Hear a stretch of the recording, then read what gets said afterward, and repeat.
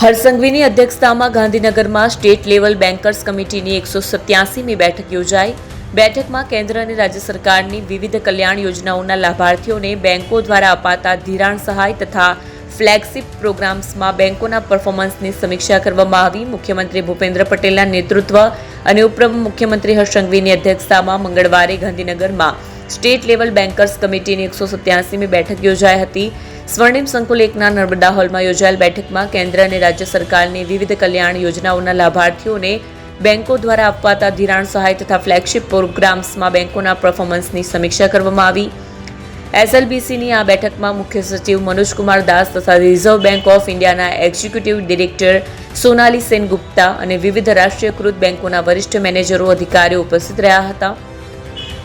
સાથે જ 2025ના નાણાકીય વર્ષના બીજા ક્વાર્ટરમાં શ્રેષ્ઠતમ દેખાવ કરનારા 3 લીડ ડિસ્ટ્રિક્ટ મેનેજરનું નાયબ મુખ્યમંત્રી હર્ષ સંઘવીએ સન્માનિત કર્યા હતા.